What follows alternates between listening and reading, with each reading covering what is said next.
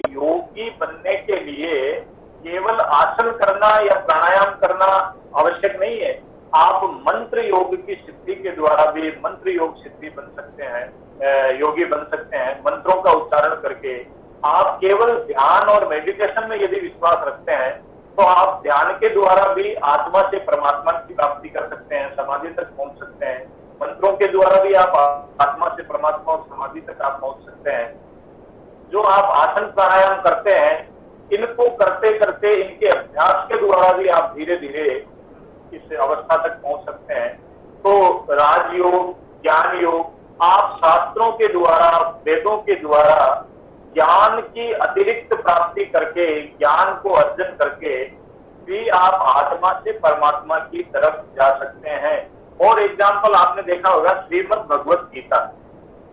भगवान श्री कृष्ण ने अर्जुन को जो रणभूमि में जो ज्ञान दिया, उस ग्रंथ का नाम निकला श्रीमद् भगवत गीता। तो भगवत गीता जो है उसमें टोटल 18 अध्याय है और 18 अध्याय के प्रत्येक अध्याय में आपने देखा होगा कि अलग एक योग का नाम नीचे की तरफ लिखा हुआ होता है। योग, क्षेम योग, कर्म योग, राजयोग, ज्ञान योग, भक्ति योग। तो आप केवल अपने गुरु की, अपने इष्ट की, अपने देवताओं की भक्ति करके भी आप आत्मा से परमात्मा की प्राप्ति कर सकते हैं। यानी कि केवल आसन करने वाला व्यक्ति योगी है, ये मानना गलत है। जो भक्ति योग कर रहा है, अर्थात भक्ति मार्ग पर चलते हुए, जो संकीर्तन करते हुए अपने परमात्मा की प्राप्ति करना चाहता है, वो भी योग की श्रेणी में ही उसको भी माना जाता है। ने एक शोध किया था मृत्युंजय मंत्र के ऊपर। तो जो अत्यधिक बीमार, मरणावस्था में जो मरीज थे, उनके ऊपर इसका शोध किया गया था और उस मंत्रों के प्रभाव से, उन मंत्रों के अनुष्ठान से ये प्रभाव पड़ा कि जिन जिन रोगियों के लिए महामृत्युंजय अनुष्ठान या मंत्र योग का प्रयोग किया गया था, वो उन सभी में चमत्कारिक रूप से शारीरिक लाभ देखने को मिला। तो मंत्र योग भी एक अपने आप में योग शक्ति है। ज्ञान योग, यदि आप शास्त्रों में ज्ञान प्राप्त करते हैं या फिर सदपुरुषों से, गुरुओं से, संतों से जो ज्ञान प्राप्त करते हैं, वो भी ज्ञान योग की श्रेणी में आता है। भक्ति योग अर्थात आप अपने इष्ट देव की, अपने गुरु की भक्ति में यदि लीन रहते हुए भी परमात्मा को या अपने को समर्पित होते हैं, तो ये सारे जो है योग की ब्रांचेज है। लेकिन मूल स्वरूप जो है, वो सत्ता जो है, उसको योग के नाम से जाना जाता है। और बाकी जितनी भी शाखाएं हैं इसकी, ये सारी योग के अंतर्गत ही मानी जाती है। क्या है योग का मतलब, क्या है योग, किसको समझा?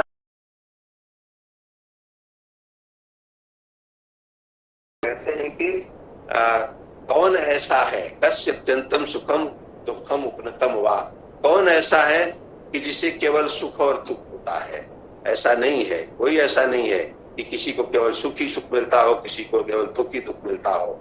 तो कभी दुख के दिन आते हैं, कभी सुख के दिन आते हैं, लेकिन जब दुख के दिन आए तो निराश नहीं होना चाहिए, और सुख के दिन अगर आए तो अति प्रसन्न भी नहीं होना चाहिए। दोनों स्थितियां घातक होती हैं।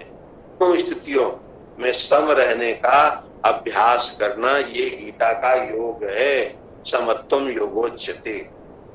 गीता एक दूसरी परिभाषा भी करती है योग की, और वो ये कहती है कि योग कर्मसु कौशलम, यानी कर्म की कुशलता, कर्म की दक्षता, कर्म की प्रवीणता, ये योग है। योग कर्म कौशलम, यानी कर्म की दक्षता जो है, कर्म की प्रवीणता। तो किस कर्म की? अब प्रश्न होता है कौन सा कर्म? तो गीता जो है वो सकाम कर्म को नहीं मानती, निष्काम कर्म। गीता का यानी कर्म सिद्धांत निष्काम कर्म है, जो फल रहित कर्म, यानी फल की इच्छा के बिना कर्म। कर्मण्येवाधिकारस्ते मां फलेषु कदाचन मां कर्म फल हेतुर्भुः मा ते संगोस्तु कर्मणि। अब आप देखिए कह रहे हैं कि कर्मण्येवाधिकारस्ते, कर्म में ही तुम्हारा अधिकार है, फल प्राप्ति में नहीं। मां फलेषु कदाचन, फल प्राप्ति में नहीं। तो फल की प्राप्ति की चिंता के बिना कर्म करते रहना चाहिए और अनासक्त भाव से, आसक्ति नहीं होनी चाहिए कर्म में। अगर कर्म में आसक्ति हो गई तो आप निष्काम कर्म नहीं कर सकते। तो इसलिए अनासक्त भाव से कर्म करना चाहिए। तो ये गीता का संदेश है और यही यानी बिना किसी फल की चिंता के, फल की आसक्ति के। लोग कहते हैं कि गीता जो है फिर तो निरुद्देश्य क्रिया करने के लिए कहती है। ऐसी बात नहीं है। गीता जो पागल जो निरुद्देश्य क्रिया करते हैं वैसा काम करने की बात नहीं करती है, बल्कि ये कहती है कि उस फल में आसक्ति नहीं होनी चाहिए। क्योंकि अगर फल में आसक्ति हो गई तो आप अच्छे ढंग से कर्म नहीं कर सकते, क्योंकि फिर कर्म के प्रति जो है कर्म में डाइवर्सन, पुरुषार्थ में डाइवर्सन हो जाता है। थोड़ा ध्यान आपके फल की ओर चला गया, थोड़ा जो है कर्म की तरफ, तो आपको पूरा परिणाम मिलने की स्थिति नहीं होती है। तो इसलिए कभी भी डाइवर्सन नहीं होना चाहिए। जब आप पुरुषार्थ कर रहे होते हैं, जब आप कर्म कर रहे होते हैं, तो कर्म निष्काम भाव से होनी चाहिए। यानी निष्काम भाव तभी होगा जब अहंकार नहीं होगा, कर्म के प्रति अहंकार नहीं होगा। निष्काम भाव तभी होगा जब फल की आसक्ति नहीं होगी। तो फलासक्ति नहीं हो, अहंकार नहीं हो, मैं ही करने वाला, मैं ही जो है जो कुछ है वो करता धरता मैं ही, ऐसा नहीं होना चाहिए। तो इसलिए कह रहे हैं कि कोशिश यही होनी चाहिए कि निष्काम कर्म यानी फलासक्ति के बिना कर्म करना चाहिए। कर्म किए जा फल की इच्छा मत कर रहे इंसान, ये तो है गीता का ज्ञान, यह तो है गीता का ज्ञान। तो इस तरह से हम गीता में योग के बारे में ये देखते हैं कि गीता जो है वो समता योग की बात करती है। गीता जो है वो निष्काम कर्म योग की बात करती है। सुखेश यानी दुखेशु अनुद्विग्न सुखेशु वित्तस्पृह, कभी दुख में जो है हमारा मन उद्विग्न नहीं होना चाहिए और सुख में जो है किसी प्रकार की लालच नहीं होनी चाहिए। तो इस प्रकार सुख और दुख में सम रह करके गीता जो है अभ्यास करने की बात करती है। तो प्रश्न उठता है कि अब ये जो योग है, अब ये योग चाहे चित्त की वृत्ति का निरोध हो या वो निष्काम कर्म योग हो या समत्व योग हो, ये योग को परिभाषित करते हैं। पतंजलि कहते हैं कि जो चित्त की वृत्ति है उसका निरोध करने से योग होता है। तो उस योग के लिए निरोध के साधन क्या है, तो उस साधन की भी बात पतंजलि करते हैं और कहते हैं कि अभ्यास वैराग्याभ्याम का निरोध, अभ्यास और वैराग्य से उनका निरोध होता है। किनका निरोध होता है? पांचों वृत्तियों का, प्रमाण, विपर्य, विकल्प, निद्रा और स्मृति। कह रहे हैं कि ये प्रयत्न पूर्वक कोई काम करना ये अभ्यास है। और प्रयत्न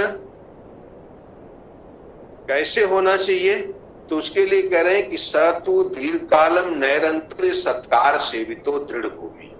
पतंजलि ने अभ्यास के लिए 3 बातें महत्वपूर्ण बताई है। एक तो अभ्यास लंबे समय का होना चाहिए। ऐसा नहीं, योग का अभ्यास भी 1-2 दिन का नहीं होता, लंबे समय का होता है। उस अभ्यास में आनंतर्य, निरंतरता होनी चाहिए। दीर्घकालम नैरंतर्य, निरंतरता, कंटिन्यूटी होनी चाहिए। और ये दोनों बातें हैं तो तीसरी भी होनी चाहिए, सत्कार सेवितो, यानी उसमें रुचि, लगन, आस्था।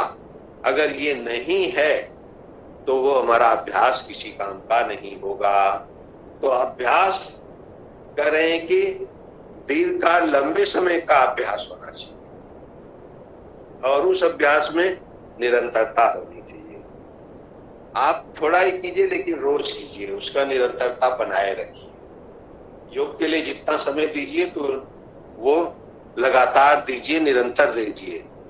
और ये दोनों चीजें हैं कि लंबे समय का भी संकल्प ले लिया, निरंतर करने का संकल्प ले लिया, लेकिन अगर उस काम में आपकी रुचि नहीं है, लगन नहीं है, आस्था विश्वास नहीं है, तो भी आप सफल नहीं हो सकते। इसलिए जो है कह रहे हैं कि अगर आस्था नहीं होगी तो इसी तरह काम में तो लगे रहेंगे, लेकिन उसका कोई अच्छा परिणाम नहीं आएगा। तो इसलिए जो भी काम करें रुचि पूर्वक करें। किसी भी अभ्यास के लिए, ये पतंजलि ने सारे अभ्यासों के लिए ये बताया है कि ये 3 बातों का ध्यान बहुत जरूरी है। अभ्यास 1-2 दिन में दक्ष नहीं हो सकते, लंबे समय का अभ्यास होना चाहिए। उस अभ्यास में निरंतरता होनी चाहिए, रोज होना चाहिए।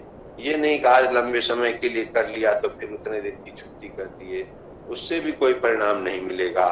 और तीसरी बात, अगर दीर्घ काल का है, निरंतरता है, तो उसके साथ लगन भी होनी चाहिए, आस्था भी होनी चाहिए, तब वो फल देगा। तो इस तरह से सतु दीर्घ कालम निरंतर सत्कार सेवितो दृढ़ भूमि, यानी इस प्रकार के अभ्यास करने की बात पतंजलि कहते हैं। दूसरा साधन बताया वैराग्य। अब प्रश्न उठता है कि वैराग्य है क्या? अमूमन जो है वैराग्य का मतलब होता है बिछुड़ना। संसार से हम अपने आप को बिछुड़ कर लिए, अलग हो गए तो वैराग्य मान लेते हैं। तो वैराग्य नाम से स्पष्ट है विराग होना। विराग होना वैराग्य, किसी चीज के प्रति राग न होना, वो विराग कहलाता है। राग का न होना यानी किसी चीज से निवृत्ति होना, ये सब विराग है। अब विराग किसका होना चाहिए, वैराग्य किसका होना चाहिए? तो पतंजलि कहते हैं दृष्टानुश्रविक विषय वितृष्णस्य वशीकार संज्ञा वैराग्य।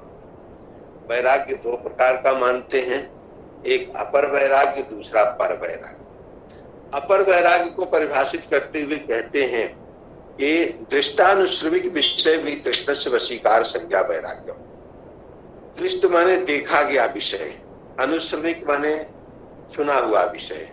तो देखे गए और सुने गए विषय से वितृष्णा होना, विराग होना, यही वैराग्य है।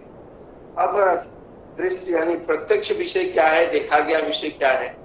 अब देखा गया विषय जो हम संसार में देखते हैं, संसार में अचल संपत्ति चाहिए, संसार में जो है पद चाहिए, संसार में रुपया पैसा चाहिए, भोग विलासी सामग्री चाहिए, मोटर गाड़ी, ये सब साधन चाहिए।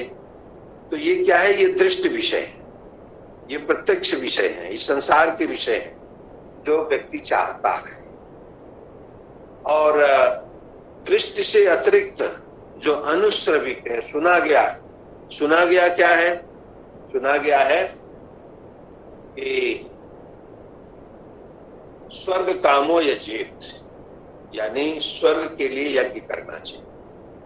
कहने का मतलब कि स्वर्ग के सुख की प्राप्ति ये सुना गया है और उसके लिए यज्ञ करना चाहिए। यज्ञ करने से स्वर्ग का सुख मिलता है।